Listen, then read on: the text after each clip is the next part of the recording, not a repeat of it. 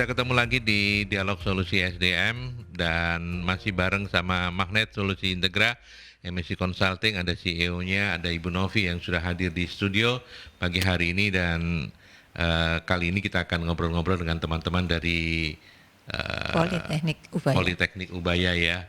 Prof. Ibi sudah memberikan jempolnya untuk flyer tadi. Pak Ponco sedang mengetik. Karena kan rekan-rekan sejawat. Iya. Baik. Ya. Nanti saya kontak. Bu Nafi, apa kabar? Sehat? Alhamdulillah sehat, Mas Hadi. Oke, hari ini kita ngobrol soal apa, Bu Nafi? Tentang kesiapan tenaga kerja lulusan vokasi bagi industri, Mas. Oke. Gitu. Jadi saat yang tepat untuk ngobrol karena kita juga dengan teman-teman dari Politeknik Ubaya, di mana mereka mencetak tenaga-tenaga vokasi, jadi yang lulusan vokasi, jadi yang terampil seperti itu dan sudah banyak diserap oleh dunia kerja seperti itu, Mas. Oke. Dan tamu kita hari ini ada dua membuat studio menjadi lebih hangat begitu ya. Karena agak empet-empetan, ngapunten para narasumber karena lokasinya memang tidak terlalu besar. Ada yang pertama ada Direktur Politeknik Ubaya ya. Ya, Ibu koreksi nama kalau saya salah, Ibu Agung Sri Wardani SEMA. Panggilannya apa, Bu? Bu Agung, Pak. Bu Agung, ya, oke. Ini perempuan ya, meskipun namanya Agung. Namanya Agung, ya. Sehat, Bu Agung? Sehat. Sehat ya, selamat datang di studio. Terima kasih. Kemudian yang kedua adalah Koordinator Public Relation dan Kerjasama Politeknik Ubaya, ada Dr. Andes Agus Wijaya SPDMM. Pak Agus panggilannya? Iya, betul, Pak. Apa kabar, Pak Agus? Baik, sehat-sehat. Sehat selalu ya. Nanti salamnya saya sampaikan ke Prof. Ibi dan Pak Ponco ya. Oke, baik. Sebentar, saya baca dulu komentarnya Pak Ponco. Sip, yang Pak Agus itu mantan mahasiswa di program MM Ubaya. Dia juga penulis buku. Salam ya, enjoy your time katanya. Thank you Pak Ponco. Ya, Pak Ponco. Silakan Bu Nafi. Oke, jadi kita pagi ini akan ngobrol karena yang kita ketahui bersama bahwa masalah pengangguran itu terutama pengangguran terbuka itu masih menjadi hal yang diperbincangkan seperti itu. Di satu sisi industri atau kebutuhan dunia usaha itu butuh tenaga kerja yang kompeten, tapi nggak dapat. Terus yang sudah lulus, banyak yang lulus tapi tidak terserap gitu kan. Jadi sebenarnya ada di mana gitu kan, dan ini sudah dari sejak zaman dulu berulang sampai sekarang seperti ini. Nah, kita ini antara lain kita akan membahas bersama teman-teman dari Politeknik Ubaya karena kayaknya agak diukur-ukur ya. Gitu. Karena sebenarnya di industri itu punya kebutuhan yang beragam, baik keterampilan, terus kemudian kompetensi yang dibutuhkan. Nah, dengan sebenarnya kita punya tenaga-tenaga lulusan vokasi yang dipersiapkan oleh dunia pendidikan, maka sebenarnya kita berharap bahwa mereka itu akan terserap gitu ya. Jadi akses ke mereka untuk kemudian bisa bekerja, terus kemudian mengatasi gap tadi kebutuhan kesenjangan yang di industri itu bisa tercapai. Nah, gitu Mas Aldi. Ya, oke. Dan saya hari ini kita bicara soal kesiapan tenaga kerja lulusan vokasi bagi industri, tapi nggak kenal maka nggak sayang, saya tak ngobrol dulu singkat sama Direktur Politekniknya Ubaya, Ibu Agung. Politeknik Ubaya ini sejak tahun berapa berdiri, Bu? Kami berdiri sudah cukup lama. Cukup lama ya? Awalnya dari tahun 76. 76 ya? Itu mulai dari LPKAA. LPKAA itu apa? Lembaga Pendidikan Kejuruan Accounting. Waktu itu cuma ada accounting ya awalnya ya. Betul, Pak. Kalau sekarang sudah ada? Sekarang sudah ada 5 program studi. Apa saja, Bu? Jadi ada akuntansi, kemudian ada pemasaran, kemudian ada administrasi perkantoran, kemudian ada bahasa Inggris dan PR, dan yang paling bungsu itu perpajakan. Dan kampusnya masih berbeda sendiri ya, nggak sama teman-teman yang lain di Tenggilis ya. Semuanya ada di Politeknya, ada di. Sebetulnya enggak begitu juga. Enggak juga. Ya, jadi kalau justru yang di Ngagel itu semuanya itu yang rektornya gitu ya. Yayasan semua ada di Ngagel. Ya, tapi sarana semua sebenarnya ada di Ngagel, dan di Tenggilis itu milik bersama seperti itu. Jadi baik anak yang diploma atau anak yang S1 ya bisa menggunakan sarana yang di Ngagel maupun di Tenggilis. Kami Tenggilis. justru kami Oke. justru mengharapkan anak-anak kamu jangan di sini terus gitu ya. Kamu harus ke perpus Tenggilis, harus ikut oke. yang Oh gitu. Tapi perkuliahan tetap di Ngagel ya kalau perkuliahan politeknik di ya. Ngagel. Di Ngagel. Oke. Di Ngagel. Tahun 76 berarti sudah cukup lama ya. Sudah cukup lama. 44 tahun ya. 44 tahun. Dan Seperti saya ini Bu. Oh gitu ya. tadi dapat bocoran dari Pak Agus, sekarang punya program-program yang lebih spesifik untuk anak-anak yang dididik vokasi ini. Apa Pak Agus? Pak Agus, kita sorry. kasih nama program Triple Helix. Triple Helix. Ya, atau Triple Helix program. Itu sudah dilakukan sejak tahun 2018. Pertama kali digodok bersama Ibu Wali Kota Surabaya, Ibu Tri Risma yang sekarang jadi Menteri Sosial. Iya.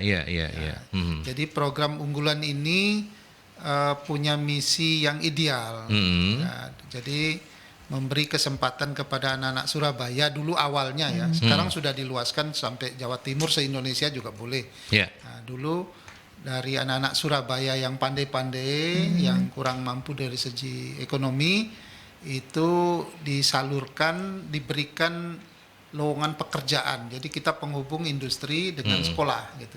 Oke, jadi mereka diterima bekerja, Iya. terus kemudian Diberi mereka beasiswa. sambil diberi beasiswa, jadi mereka istilahnya itu bekerja sambil kuliah dan dapat beasiswa. Gitu. oke. Oke. Tiga Oh. hal itu. Iya. Jadi ini program khusus ya. Iya. Jadi Program unggulan gitu. program unggulan ya. Ya, ya. Berapa kuota yang ada untuk bisa menerima mereka ini? Biasanya dalam satu angkatan ada kuota atau ya Sebenarnya ngikut aja? tidak. Sebetulnya kami intinya begini Bapak. Jadi kami berharap justru ini kan bagus gitu ya. Ya. Kita ada sosialnya gitu ya. Jadi harapannya dari industri itu juga mau membantu yang masyarakat atau lulusan-lulusan SMK misalnya seperti itu yang harapannya bisa bekerja. Nah, harapannya kan tujuannya ke sana. Nah, artinya semakin banyak industri yang mau menerima, kami siap gitu untuk memberikan beasiswa ke adik-adik ini semua. Oke. Begitu juga waktu tahun 2018 atau 19 waktu ditanya oleh Bu Risma waktu itu berapa industri yang kamu bisa sediakan, kami akan Biaya akan dari biayai beasiswa seperti ya. itu. Seperti itu. Nah, kami berusaha untuk menggandeng industri-industri itu sebanyak-banyaknya, justru seperti itu, Pak. Oke. Gitu. Jadi tergantung industrinya, jadi Pak. Tergantung industrinya. Sebenarnya industrinya itu kalau saya nggak salah ya Bu, berarti industrinya itu tidak harus mengeluarkan biaya. Tidak, Dia hanya sama menerima sekali. karyawan, Betul. kemudian memberikan gaji di mana anak ini siangnya mungkin bekerja, malamnya kuliah gitu ya, dan kuliahnya dapat beasiswa gitu. Iya. Jadi perusahaannya kan nggak ngeluarin duit gitu kan, ngeluarin duitnya ya untuk gaji karyawan Betul. itu. Untuk gaji karyawan. Berarti alurnya seperti apa Pak Gus? Saya masih agak bingung. Artinya Politeknik Ubaya mendekati industri atau ini anak-anak yang sudah bekerja atau bagaimana? Begini, alurnya pertama posisi dulu ya. Ya. Posisi itu Politeknik Ubaya itu di tengah-tengah. Di tengah-tengah. Ini penghubung antara industri dan dengan anak-anak sekolah. Oke. Oh, sekolah ya. Jadi kita tahapannya itu pertama kita membuat acara yang namanya gathering Ya. gathering industri. Sudah kita lakukan Oh, untuk industri dulu ya? Industri Oh, dulu. oke. Kenapa industri dulu? Karena itu tadi pertanyaannya kita tanyakan kepada industri kesiapan mereka untuk ikut terlibat dalam program ini. Oke. Menyediakan lowongan pekerjaan. Oke. Gitu. Kemudian nanti kita sudah dapat, misalnya di periode awal ini kita bisa lakukan 2 kali gitu ya. Di periode awal ini catatan saya itu ada 81. Total. Ya, 81 yang disediakan oleh perusahaan. Jadi baru tahap 1 pertemuan tuh langsung mereka sudah mau gitu. Itu dari beberapa perusahaan ya, Ya. Pak ya? 81 orang Iya, jabatan 81. yang dibutuhkan, Iya. tenaga Iya, kerja iya. yang dibutuhkan. Kalau dibilang kuota kan ada kuota 81. 81. Apakah ini dibatasi? Tidak. Jadi Oke. kami biasanya berapapun yang di perusahaan mau ya kita sediakan. Oke. Nah, Berarti kemudian selanjutnya adalah tahap gathering dengan sekolah. sekolah. Ya. Setelah mendapatkan komitmen dari industri, kemudian ke sekolah-sekolah gitu, Kita gathering dengan undang. sekolah. Kita undang kepala Diundang. sekolah, Oke. atau wakilnya atau guru BK-nya. Nah, setelah itu sekolah menginformasikan kepada siswanya Iya. bahwa ada program ini, ada lowongan sekian, mereka kita tes. Oh, tetap ada tes ya? Ya, kita Tetap ada tes. Karena kan itu kan tesnya perusahaan. Jadi kan sesuai standar Sesuai standar perusahaan. Oke, jadi oke, memang oke. betul-betul sesuai standar yang ditetapkan oleh perusahaan itu menerima karyawannya seperti apa. Apakah dari seluruh politeknik itu semuanya terwakili diserap oleh industri atau yang paling banyak yang mana sekarang ini kalau boleh tahu, Pak? Kalau di prodinya ya. Iya, Kalau di prodinya. Karena kebutuhan industri banyak di pemasaran ya. Oh, lebih ke Iya. marketing ya, pemasaran ya. Oke, Marketing oke. digital tuh banyak diambil. Marketing digital terutama. Oke. Pemasaran digital. Iya, iya. dalam iya. arti dia porsi yang terbesar, tetapi semua ada. Semua ada, Ya, cuman kebutuhan accounting gitu ya. Ada perusahaan tertentu butuh accounting banyak gitu. Ada yang butuh pajak, ada yang butuh administrasi perkantoran. Kalau perusahaan-perusahaan yang internasional itu yang skalanya dia keluar negeri, itu dia butuhnya yang bahasa Inggris bisnis dan PR. Misalnya itu ada perusahaan namanya PT Senker ya Bu ya. Senker. Senker Ada itu Senker. dia perusahaan Logistik ya. ya logistik internasional Oke. gitu. Nah, kalau keterlibatan Bu Novi apa? Keterlibatan. Ini dari Jadi narasumber. Oh, Teman teman baik. baik. Teman baik saya Bu Novi. Ini adalah kan kami ini punya klien-klien toh Mas Adi Iya, MSI iya. ini mewakili industri yang kemudian kita punya teman-teman dari industri yang lain gitu ya. Penghubung juga. Hubung juga gitu. Makelar juga ya. Makelar juga gitu. Supaya kemudian yang mereka yang ini tadi dibutuhkan tadi untuk menerima lowongan kerjanya tadi itu makin banyak gitu kan. Oke, Jadi oke. permintaannya makin banyak yang nantinya artinya kan berarti gini ya. Saya menerima mereka dalam kondisi yang mereka belum kuliah, jadi Ya. baru Betul. masih polosan Betul. gitu, tapi secara potensi baik karena sudah diseleksi, nantinya sambil kerja mereka akan diisi gitu ya Iya. skillnya. Jadi Saling seperti mengisi. rel kereta api itu dia bekerja sambil kuliah itu diisi bareng sampai 3 Diisi tahun. bareng Oh. gitu. Yang isi Oke. bareng itu adalah dosen-dosen politeknik dan orang perusahaan. Jadi, Jadi- program Praktik. ini itu direktur atau manajer perusahaan kita undang ikut ngajar. Oke, berarti tes yang dilakukan tadi Pak Agus, Bu Agung itu untuk apa namanya sesuai kualifikasi dari perusahaan. Betul. Iya. Artinya setelah mereka diterima baru sambil kerja mereka boleh kuliah. Iya. Nah, terus yang membiayai kuliahnya siapa? Bu Novi? Beasiswa. Oh, beasiswa. Jadi beasiswa Oh, iya. tadi. Iya ya Bu Novi. Tapi kalau Bu Novi CSR juga Mau nggak ya? apa-apa Iya, Bu. iya. Mau, MSI itu besar loh. Nah, itu Pak. Bisa kalau 80 iya. orang aja masuk ya Bu Oke, Novi ya. oke. Sebenarnya Oh, jadi itu biayanya itu boleh dibilang mereka membiayai diri sendiri. Siswanya oke. mahasiswa ini membiayai diri sendiri setelah dia dapat pekerjaan. Kalau dia dapat pekerjaan kan dia dapat gaji atau salary tiap bulan. Itu sebagian kecil kalau kita boleh bilang sebagian Untuk kecil membayar kuliah biayanya. mereka. Dia Oke. masih punya sisa banyak kok. Oke, Sisa oke, banyak oke. dari gaji dari perusahaannya tiap bulan.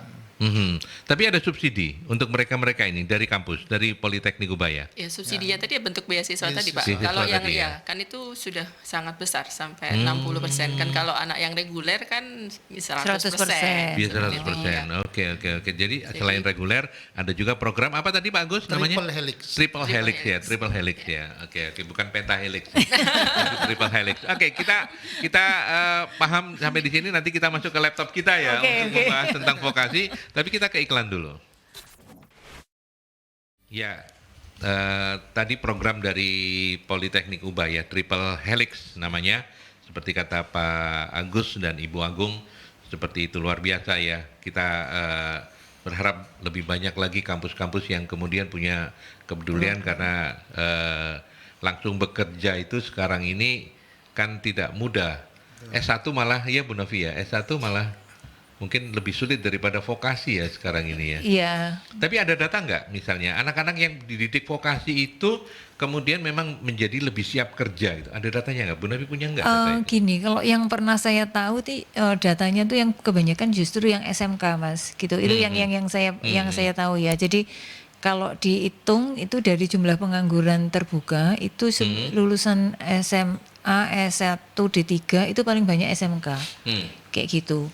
Nah ini saya nggak tahu kok SMK ini jumlahnya paling banyak kayak gitu. Paling Padahal banyak, mereka ya. sudah dibekali dengan keterampilan gitu ya. Maksudnya sejak masuk itu kan sudah jelas bahwa SMK ini yang nggak siap kerja gitu maksudnya. Iya, banyak yang justru mereka sudah lulus tapi nggak terserap gitu loh Mas. Oke. Jadi pengangguran Nah ini terbuka. ada perwakilan kampus yang mungkin bisa cerita kenapa SMK kita masih seperti itu ya.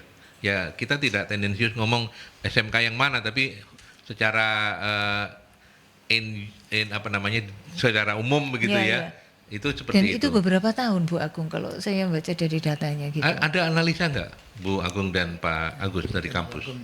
Ya, mungkin kalau dari pandangan saya mungkin ya, Iya. bisa betul bisa salah juga gitu ya. Justru dengan mungkin data itu mungkin bisa benar juga gitu ya, bahwa memang lulusan terbesar itu dari SMK yang tidak terserap di dunia kerja. Nah, makanya dengan program ini gitu kan, harapan kami dari SMK itu mungkin industrinya itu tidak menginginkan lulusan SMK bisa saja gitu kan, mungkin bisa harusnya di level yang lebih tinggi nih gitu ya, di diploma.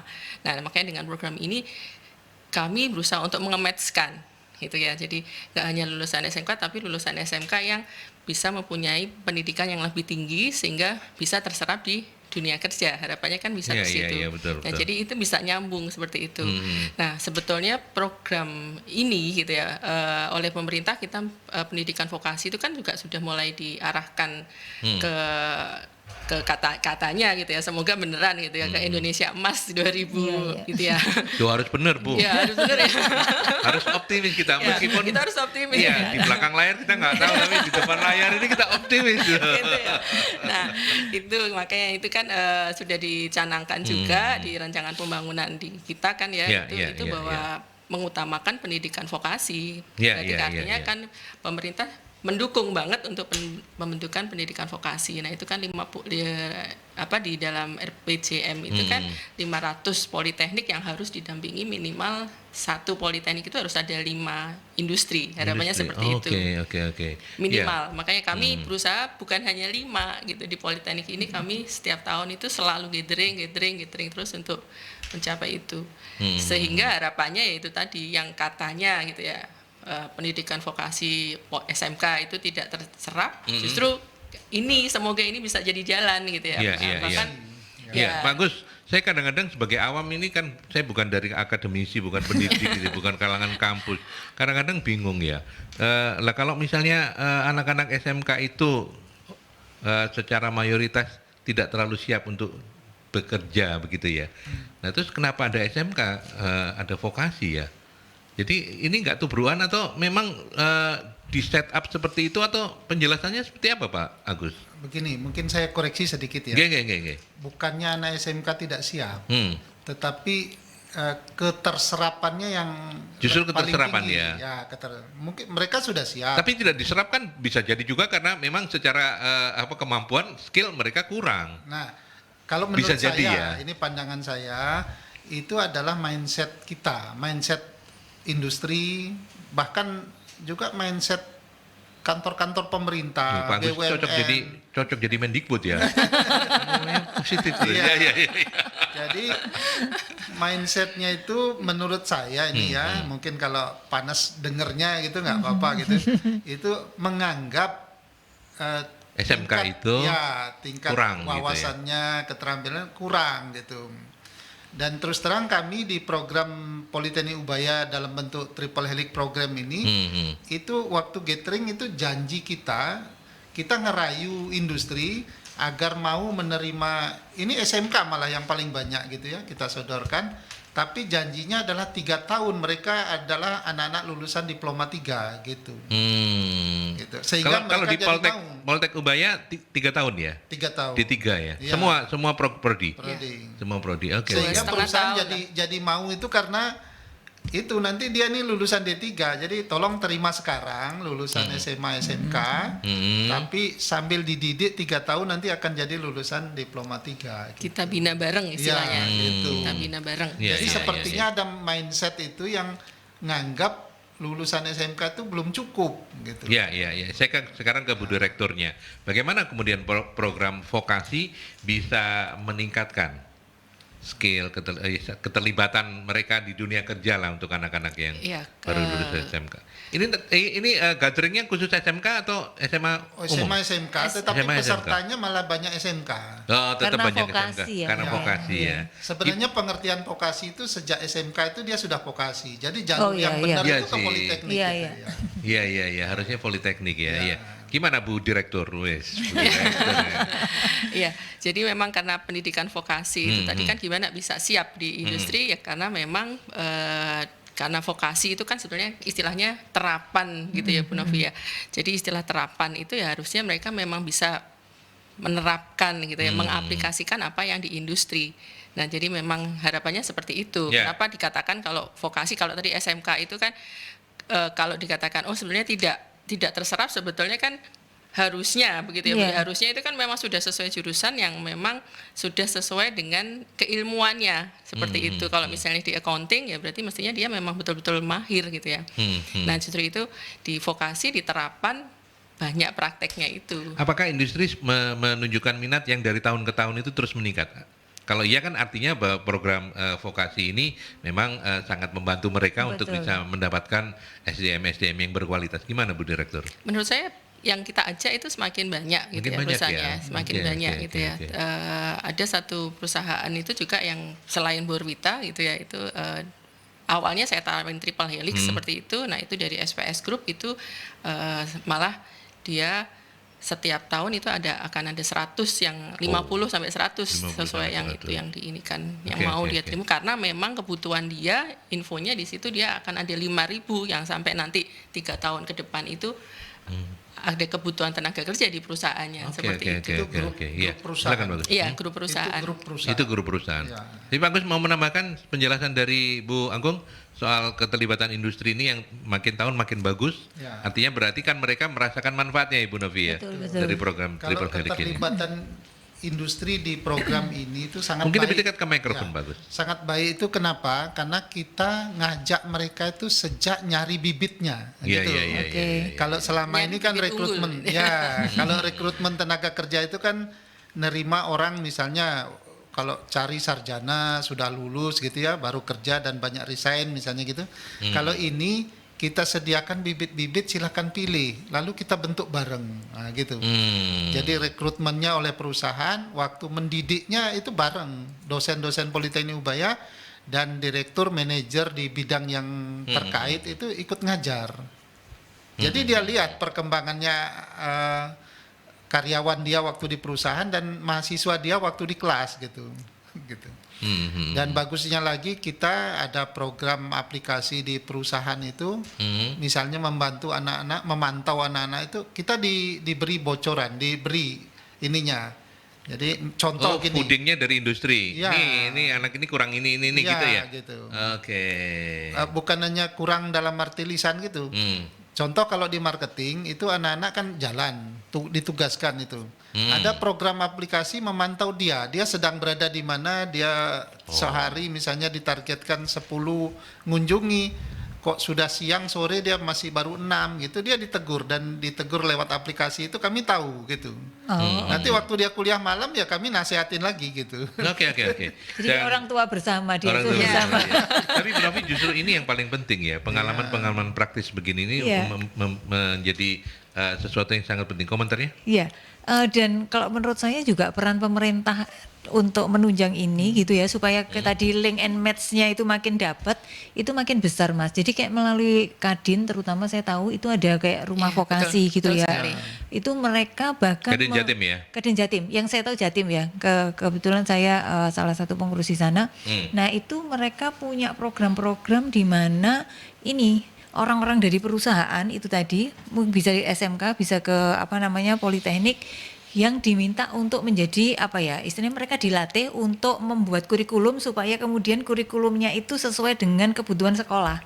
Kayak gitu. Jadi sekolah ini misalnya SMK jurusan apa gitu ya, misalnya yang kimia yang kayak gitu, analis kimia dan sebagainya, farmasi yang kayak gitu. Nah, ini ada perusahaan minyak yang kemudian dia juga banyak butuh itu. Teknik mesin, SMK-nya misalnya ada teknik mesinnya seperti itu. Nah, dia kebutuhan yang ada di sana itu sama dia ini kemudian istilahnya dibuatkan materi ketika anak magang atau istilahnya itu apa? Kalau magang SMK itu namanya apa? Apa? Prakerin, praktek kerja di industri gitu. Prakerin. Ketika prakerin, mereka ini tidak hanya jadi anak suruh-suruan yang bawa kopi, ngambilin kopi, fotokopi yang kayak gitu kan. Teko ya. Iya, Anak teko. ya. Nggak jadi seperti itu, tetapi benar-benar mereka ini sudah ketika magang itu sudah disesuaikan dengan tadi itu. Siapan kerjanya. Betul. Kami di sini ada ada tugas-tugas yang seperti ini dan dia dimasukkan, dikenalkan terhadap tugas tersebut, dilibatkan di pekerjaan tersebut sehingga kemudian dia dapat pengalaman prakteknya. Kalau tadi di tempatnya Politeknik Ubaya tadi itu dengan mereka bekerja, kalau ini ketika yang prakerin yang benar-benar praktek kerja berapa 3 bulan 6 bulan itu, mereka itu dimasukkan ke situ Mas, jadi di industri yang kemudian di industri itu mereka sudah mendevelop program magangnya sesuai dengan kebutuhannya dan ini kemudian di-sharingkan juga ke sekolahnya lagi supaya nantinya kalau misalnya di tahun-tahun berikutnya mereka membutuhkan tenaga itu ini sudah siap gitu loh, jadi sudah punya materinya yang seperti ini, siapin kayak gini supaya kemudian ketika masuk di tempat kami dia benar-benar bisa membantu yang akhirnya selesai prakerin nanti bisa di-hire direkrut gitu Mas. Iya. Oke. Baik. Nanti kita lanjutkan kembali, kita break dulu ke iklan. Sahabat Mercury silakan loh ya kalau mau sharing-sharing di 0315620096 by phone atau juga melalui WhatsApp boleh di 081 730 0096. Kita masih bersama para narasumber, ada Bu Novi, CEO dari Magnet Solusi Integra MSI Consulting dan juga ada Bu Agung, Direktur Politeknik Ubaya, kemudian juga Pak Agus Wijaya, Koordinator Public Relation dan Kerjasama Politeknik Ubaya. Hari ini kita ngobrol tentang bagaimana kemudian menyiapkan tenaga-tenaga kerja kita lulusan vokasi itu lebih bisa cepat in charge gitu ya dengan industri di tempat mereka bekerja. Dan ini ada Pak Hamzah yang menanyakan mungkin untuk anaknya ini, bagaimana anak-anak lulusan SMA SMK bisa tersaring ikut program Triple Helix-nya Ubaya? Saya ke Pak Agus dulu, nanti mungkin bisa Bu tambahin oleh Bu Agung. Baik, terima kasih Pak Hamzah. Jadi caranya sangat mudah, Bapak atau kami menyarankan malah anaknya Pak. Anaknya langsung menghubungi kami di nomor-nomor HP dan WA yang ada, nanti di brosur, di flyer itu ada. Silakan langsung menghubungi atau langsung datang ke kampus kami di Ngagel Jaya Selatan 169 Surabaya ke ruang tim info. Tim info. Tim info itu saya ada di sana dan ada beberapa staf. Kita tidak menyeleksi, membatasi. Gitu. Jadi silakan ikut, daftar, tes. Nanti kami akan informasikan kapan periode perusahaan membuka lowongan dan kapan mereka menjadwalkan tes. Nah, ada dua kemungkinan. Mereka perusahaan-perusahaan ini datang ke kampus, kita sediakan per kelas, satu perusahaan itu ada di satu kelas, atau ada juga perusahaan yang minta calon-calon ini datang ke perusahaan. Perusahaan-perusahaan ini adalah perusahaan yang sudah bekerja sama dengan kami gitu. Sudah lewat gathering industri, sudah menandatangani MOU bahwa ikut dalam program Triple Helix ini. Iya. Kalau Polteknya Ubaya selain datang ke kampus di Jalan Ngagel Jaya Selatan. Jaya Selatan, itu bisa dikepoin di mana aja Pak? Ini bahasa anak muda nih, kepoin. Bisa dikepoin di mana?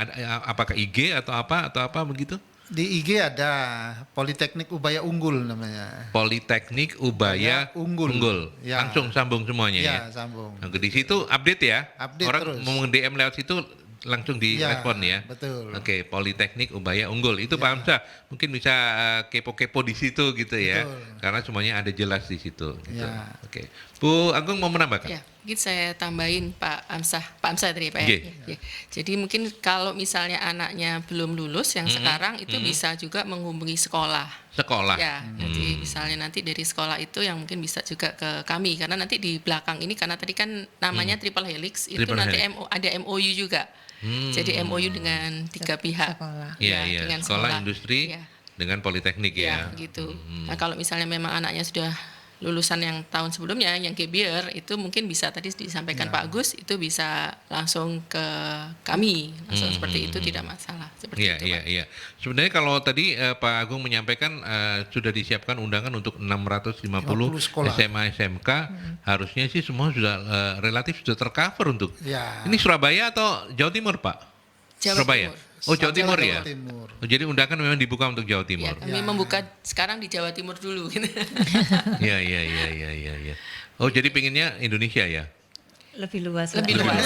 Kami sebetulnya kalau di Indonesia ada perkumpulan pelita namanya Pak. Itu politeknik swasta seluruh Indonesia. Oh, Nah itu juga programnya mengajak kadin, industri itu. Iya. Kurang lebihnya sama seperti Triple Heading. Tapi kalau Politeknik Ubaya itu konsentrasinya sementara Jawa Timur. 650 sekolah di Jawa Timur. Ya. Gatheringnya nanti akan menghadirkan narasumber yang nggak main-main ya. Nah itu selalu. Iya, karena teman makanya. Bukan hanya teman, karena kami menilai Bu Novi ini pakar penghubung yang kompeten. Nah, luar biasa. Antara industri dan SMK. Tahu gitu. industri dan mampu memotivasi sekolah nanti. Iya. Program-program yang sangat ideal ini gitu. Oke. Baik. Pak Amsa itu ya, mudah-mudahan bisa kalau putranya sudah lulus bisa kepoin Politeknik Ubaya Unggul, IG itu atau datang ke Ngagel Jaya Selatan kampus. Udah pasti tahu lah kalau orang Surabaya ya kampusnya Ubaya kan di situ juga. Kemudian ada Ibu Ana, dengar nama besar Ubaya untuk orang tua kebanyakan pasti yang ditanyakan besaran biaya perkuliahannya. Meski ada beasiswa yang ditawarkan, mohon informasi. Ya sih kalau misalnya Ubaya itu kan nih ngapunten ya kalau seringkali guyonannya itu kan oh di mana kuliah di Ubaya? Oh Ubaya universitas banyak biaya itu. Ceplos lu ini. Tidak apa-apa tuh. Iya, Kan betul. sekarang saatnya mengklarifikasi benar apa itu tidak enggak benar gitu. itu. Monggo. Benar sebagian. Tuh, itu kan nggak salah-salah bener Ya. saya. Jadi Monggo silakan begini, Pak. kita kan ada mahasiswa reguler. Mahasiswa reguler itu mahasiswa yang daftar, ya dia mau gitu ya tiap hari dia daftar di online, itu kita sebut mahasiswa reguler. Reguler. Gitu.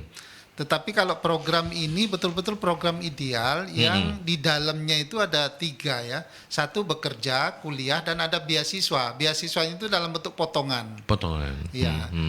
Potongannya kalau boleh kita sebut tuh tidak main-main. Boleh, Pak. 1, uang sumbangannya itu dipotong 100%. Oh, jadi nggak ada uang Tidak ada. sumbangan. Artinya kan Oke. bayarnya nol. Gitu. Iya. Terus uang kuliahnya kita nyebutnya tuh UPP, uang penyelenggaraan pendidikan, itu masih dipotong lagi 40%. Jadi dia bayar 60%. 60%. Oke. 60% dari 10.290 itu hanya sekitar 6 jutaan per 6 bulan. Per semester ya. Jadi per sebulannya semester. sejuta. Hanya 1 juta lebih sedikit gitu. Kan Iya, iya, ringan. iya. Ringan, Kalau ya. misalnya nanti anaknya Bu Ana itu keterima bekerja dikasih UMR atau UMK 4,2 atau di Surabaya itu Sosoknya 4,5, masih banyak. masih banyak. Karena yang Ada buat dipakai traktir bayar uang, ibunya. iya, yang dipakai bayar uang kuliah itu cuma 1,2. Ya. Boleh saya tambah satu cerita sedikit? Boleh Pak. Ada anak namanya Muhammad Ferdiansah Iya. dari SMK Adika Wacana. Dia Adika belum- Wacana ini di mana? Surabaya. Surabaya. Oh, oke. Dia diterima di Borwita. Awalnya itu ketika magang, ketika proses bekerja itu juga ada masa magang. Itu dia diberi antara 2,5-2,7. Tapi sekarang ini dia sudah diangkat kontrak tetap gitu ya, sudah jadi karyawan tetap. Itu gajinya sudah 5,4.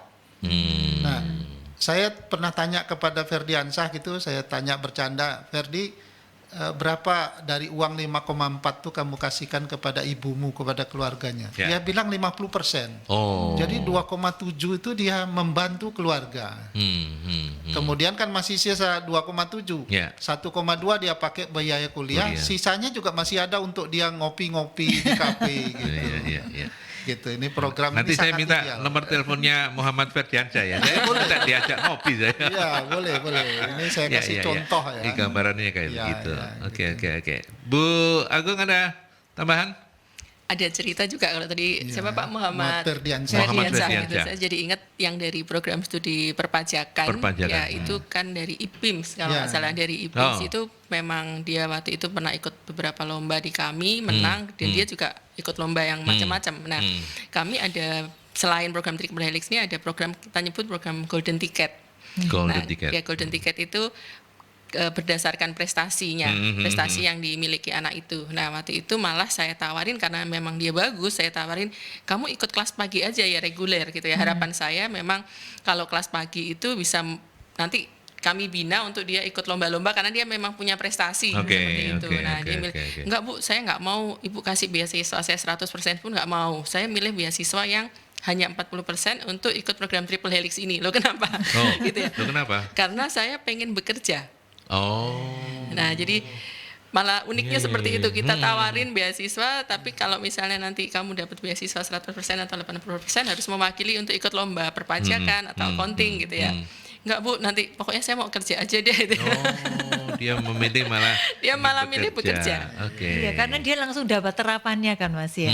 Jadi kalau dapat terapannya, maksudnya benar-benar di dunia kerja ini, kayak gini loh, prakteknya kayak gitu, sehingga itu yang dianggap mungkin lebih berharga. Mungkin gitu. Bagi dia ada pengalaman, kemudian ada dia dapat penghasilan, nanti kalau disampaikan bisa bantu orang tua gitu ya. Itu dari SMK IPIM ya Pak, kalau nggak salah. Anak-anak semua ini ya. Nah tadi sempat disebut-sebut soal kelas, artinya memang kalau mereka yang masuk di program Triple Helix ini kelasnya tersendiri ya Bu Agung? Ya, kelasnya nanti ada di malam Pak, karena memang di pagi. Karena mereka kerja ya. Betul, pagi persoalannya hanya karena mereka kerja atau karena memang terapannya bisa beda ini, karena mereka kan udah praktis menjalani. Ya. Kalau yang reguler kan anak-anak yang belum kerja. Takutnya nanti tubrukan ya atau gimana? Memang ada pertimbangan itu juga ya. Kalau anak-anak pagi itu anak reguler, dia belum bekerja, dia dapat ilmu, tapi nanti ada unsur plus lain itu nanti ada magang. Pada periode tertentu dia magang, itu anak pagi. Kalau anak malam ini sejak awal dia sudah bekerja, gitu. Kemudian sambil jalan dia diberi wawasan, keterampilan oleh dosen maupun oleh orang perusahaan di malam hari. Pagi sampai sorenya dia bekerja, malam. Subuh anak subuh saya. Temennya malaikat subuh. Kerennya itu kita sebut kelas profesional, kelas orang-orang bekerja. Tapi berarti mungkin ya saya bayangin materinya tuh lebih bukan teori tapi lebih kayak sharing kayak gitu ya. Iya karena gitu. Tadi kan ada kalau misalnya perusahaan ngasih masukan dibenerinnya juga di kelas katanya. Iya betul. Mungkin kayak begitu. Bu aku mau menambahkan kayaknya. Enggak, langsung aja. Enggak, atau Bu Novi mau komentar. Kayak dari tadi mengikuti bener seneng gitu loh. Tentang kelas profesional. Bagaimana? Atau saya tanya ke Bu Novi, bagaimana kesiapannya untuk nanti menjadi narasumber di gathering? Gathering sekolah. Harus dipersiapkan dong. Iya, dipersiapkan materinya. Gimana Bu Novi? Oke, jadi ini kebetulan nih saya baru setelah kapan hari diajak di PMSM di Gandeng Ubaya, saya baru tahu ini ada program Triple Helix gitu ya. Dan waktu itu saya banyak tanya ini gimana toh gitu ya, terus akhirnya dapat gambaran dan hari ini mendapat gambaran yang lebih luas. Jadi sebuah program yang menurut saya ya luar biasa gitu loh ya. Karena ya itu tadi kalau saya ini kan pengguna tenaga kerja gitu yang dimana kalau saya ngelihat itu tadi ketika mereka bekerja terutama kalau misalnya nerimanya S1 itu ya mereka punya basic ilmunya tapi kadang itu tadi prakteknya yang dibutuhkan itu enggak sesuai gitu loh. Jadi buat mereka itu ilmu tuh dapatnya 20%, yang 80% kita itu benar-benar bentuk mereka dari awal seperti itu. Nah, kalau yang seperti ini kan lebih aplikasi gitu ya. Nah, biasanya problemnya itu adalah bukan problem ya. Ada gapnya itu adalah di kompetensi soft kompetensinya. Gitu. Kalau secara skillnya gitu ya mereka oke lah karena memang pekerjaannya lebih praktikal, lebih sifatnya rutin gitu kan. Terus rutin, praktikal dan daily kayak gitu kan. Nah, biasanya itu mentalnya untuk fight di dunia kerja. Betul kayak gitu. Itu yang saya alami gitu dan kalau anak sekarang itu tadi problem-problem yang kalau untuk dalam pandangan mata generasi-generasi yang lebih atasnya gitu ya kayak semacam etika dan sebagainya itu yang apa namanya ya masih gesekan kayak gitulah Mas. Seperti itu. Oke. Ke Bu Agung dan Pak Agus, saya juga ingin menanyakan, kita tidak sedang mempertentangkan antara strata 1 dan program-program vokasi gitu ya. Tapi kan dari perbincangan ini sepertinya memang program vokasi ini nggak kalah untuk kesiapannya masuk dunia kerja dibandingkan anak-anak S1, atau justru melebihi. Bagaimana komentarnya, Bu Agung? Kalau kami berdiskusi dengan industri gitu ya, kami ada wacana memang ingin membuka diploma. Jadi sebelum yang lalu itu ada informasi bahwa bisa upgrade gitu ya dari diploma 3 menuju S1. Ya, menuju D4 gitu kan. D4. Nah, cuman program itu sekarang oleh pemerintah dihapuskan lagi gitu ya. Nah, karena memang dari industri sebetulnya masih membutuhkan, sangat-sangat membutuhkan untuk jurusan diploma 3 itu sebetulnya masih banyak gitu ya. Pada saat kami berdiskusi dengan industri pun bahwa kebutuhan diploma 3 itu memang masih banyak. Artinya memang sebetulnya diploma 3 juga masih dibutuhkan kok di dunia industri. Iya. Itu. Artinya kan ini penyemangatan bagi para orang tua yang mungkin merasa agak berat untuk menyekolahkan anaknya di strata 1. Tenang saja, vokasi itu juga sangat bahkan nanti kalau anaknya kayak Muhammad Ferdiansyah bisa dibantu loh. Menyekolahkan tapi dibantu juga. Membantu keluarga. Bayar sendiri sekolahnya lah. Tapi komentarnya Pak Agus gimana soal yang vokasi dan S1 tadi itu? Betul. Jadi sekarang ini ketika kita ini kan proses meyakinkan saja sebenarnya, meyakinkan dan merubah mindset gitu ya. Kadang-kadang kan industri pun, BUMN, pemerintah itu kalau buka lowongan tuh sarjana gitu ya. Nah, tapi setelah tahu bahwa jaminan kita, kurikulum kita, kemampuan anak-anak, idealnya program ini, kita bilang akhirnya mereka tambah banyak dari tahun ke tahun tuh tambah banyak tahu program triple heading ini. Mereka butuh ini gitu, butuh SMK yang di-upgrade ke diploma 3. Diploma 3. Iya. Dan peluang-peluang untuk kemudian mereka bisa kuliah sambil kerja ini kan sangat membantu ya. Betul. Terutama untuk mereka yang secara kemampuan akademisnya bagus tapi mungkin ekonominya kurang mendukung begitu. Iya. Terima kasih loh Bu Novi sudah menghadirkan. Loh iya, karena itu saya hadirkan karena Bu Novi ini memang luar biasa. Cuman ya kadang-kadang lupa. Jadi saya enggak tahu hari ini ada talk show apa enggak. Biasanya. Bahkan sekarang ini ada program lagi dari pemerintah dan salah satunya diberikan ke kami, ke Politeknik Ubaya. Itu ada namanya program RPL, Rekognisi Pembelajaran Lampau. Ini di sampingnya Triple Helix gitu. Ada anak-anak SMA, SMK yang di masa lalu sudah diterima oleh perusahaan, ini di-upgrade. Ini pesan dari pemerintah untuk di-upgrade ke diploma 3 gitu. Itu kita juga salah satu institusi pendidikan yang diberikan hak. Itu tidak semua pendidikan. Jadi itu harus SKS diperhitungkan, pengalaman kerja mereka diperhitungkan sebagai SKS gitu ya. Jadi sekolahnya nggak selama yang reguler. Betul, harusnya menempuh diploma 3 tahun. Itu bisa tergantung nanti dari portofolio dan dari asesmen. Jadi ini karyawan-karyawan yang di masa lalu dia masih memegang ijazah SMA SMK, oleh pemerintah ini kita disuruh upgrade gitu. Mungkin kalau untuk yang S1 sekarang MBKM itu ya? Lain. Beda ya? Beda ya. Meskipun itu konversinya juga ke SKS ya. Kalau MBKM yang 6 bulan itu kan? Kalau MBKM tuh anaknya memang benar-benar kuliah. Iya, kuliah. Kemudian dia magang bekerja. Kalau RPL itu rekognisi pembelajaran lampau, itu jadi pengalaman kerja yang direkognisikan. Sorry. Jadi pengalaman kerja yang jadi misalnya itu ada minimalnya kalau yang mau ini. Jadi minimal 2 tahun sudah bekerja, dia punya pengalaman. Nah, kemudian itu kita akses. Nah, dia bisa nggak dengan mata kuliah ini, kemudian itu bisa kita akui sebagai nilai. Dikompensasikan ya ke SKS. Kalau misalnya diploma 3 kuliahnya 3 tahun, itu bisa tidak 3 tahun, bisa 1,5 seperti itu, atau 2 tahun itu bisa kurang. Oke, saya ke Pak Agus dan Bu Agung juga untuk menanyakan dan meminta insight begitu ya. Pengalaman selama ini dari Politeknik Ubaya bekerja sama dengan industri, apa saja yang menarik? Menariknya itu kita menjadi semakin dekat itu ya, yang di masa lalu dibilang link and match itu kata-kata gitu. Kata-kata yang kadang-kadang sekarang sudah terejawantahkan gitu ya. Itu di program ini gitu.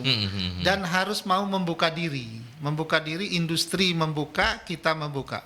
Kita membuka itu gini, kita tiap semester itu wajib dan diminta, dan kesadaran kami juga, kita kasih hasil anak-anak ini ke industri, kita laporin gitu. Tiap semester ini loh, anak ini nilainya segini gitu. Yang paling baik ini, yang kurang ini gitu. Dari industri juga begitu. Ketika anak-anak bekerja itu kami dikasih fakta, data gitu. Sehingga waktu kuliah kita bisa kasih sentuhan-sentuhan soft skill yang katanya Bu Novi tadi, yang kurang apa gitu ya. Kadang-kadang kurangnya itu soft skillnya. Soft skill itu apa ya, keterampilan yang halus gitu ya. Iya. Lebih kan apa, attitude kayak begitu. Iya, kayak attitude.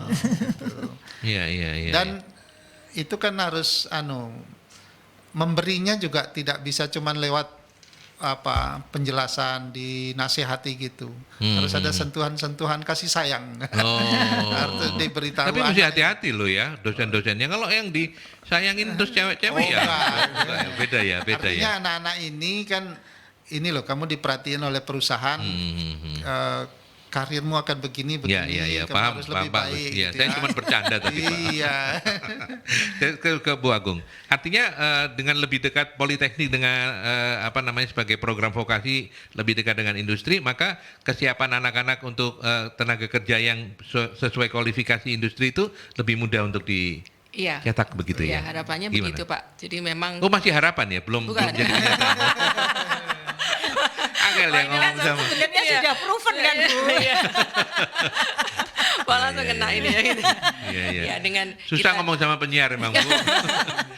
Iya. Harapannya begitu, dan syukurnya itu udah mulai bisa kelihatan. Betul. Jadi dengan kita dekat dengan industri itu kan banyak praktisi yang ikut bersama kami. Nah, pengalaman praktisi itu yang merupakan bekal dari mahasiswa kami seperti itu. Nah, justru dengan selain itu tadi, dengan dosen yang praktisi yang mengajar di tempat kami, kalau mereka langsung terjun, istilahnya ini kan langsung terjun dari awal. Nah, itu pengalamannya juga akan lebih banyak, lebih kaya gitu kan. Kalau misalnya itu lulusan S1 anggap aja gitu, 4 tahun dia belum punya pengalaman kerja gitu ya, belum punya surat keterangan kerja lah istilahnya seperti itu. Tapi dengan sekarang ini misalnya dari awal dia sudah bekerja, mestinya misalnya setahun gitu kan, pasti dapat surat keterangan kerja, itu bisa menambah portofolio si anak itu.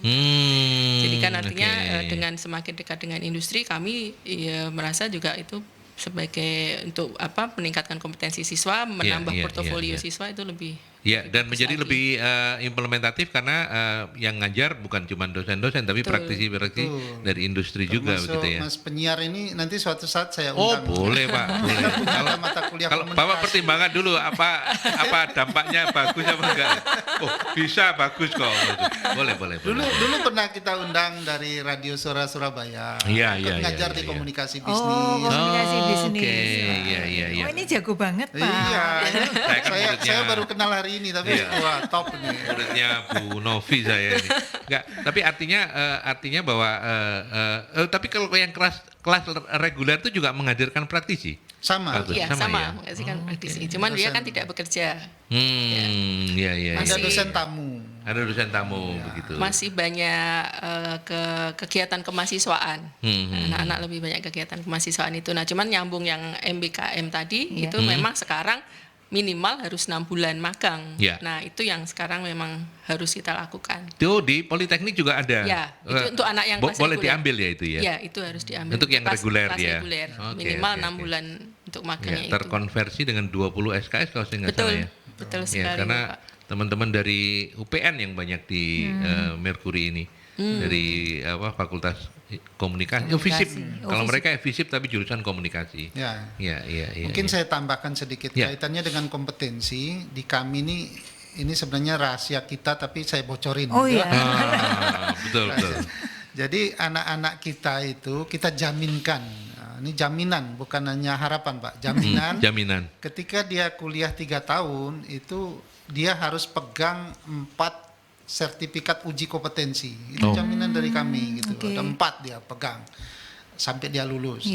Kemudian yang kedua, rahasia kita yang kedua, kami punya kampus 3 di Ubaya Training Center di Trawas itu. Itu tempat menggembleng anak-anak kita untuk memberi nilai plus kepada mereka, edit value-nya mereka gitu.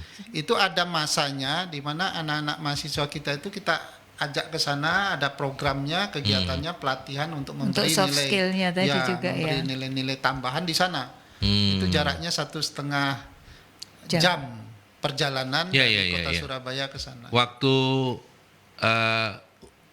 UTC masih awal-awal itu kami sudah ke sana, Pak. Oh iya, tahu diajak ya, Prof Bibi waktu itu untuk melihat bagaimana di sana tidak ada listrik, tapi Ya, kemudian dibuat. daun-daun kering diolah menjadi sumber listrik. Ya. Saya lihat, Pak. Teman ini sekarang saya nggak ada yang ngajak lagi, Pak. Ini diajak lagi sama Bu Sebentar Agung. lagi sama saya, Pak. Oh, boleh. Ya gitu loh, caranya itu gitu loh. Oke lah, baik. Kita sudah ada di bagian akhir, Pak Agus dan Bu Agung. Karena kita juga mungkin ditonton oleh kampus-kampus yang lain yang terinspirasi dengan kegiatan yang luar biasa Triple Helix-nya Politeknik Ubaya ini. Monggo sebagai closing statement Pak Agus dulu, nanti kemudian Bu Direktur. Silakan Pak Agus.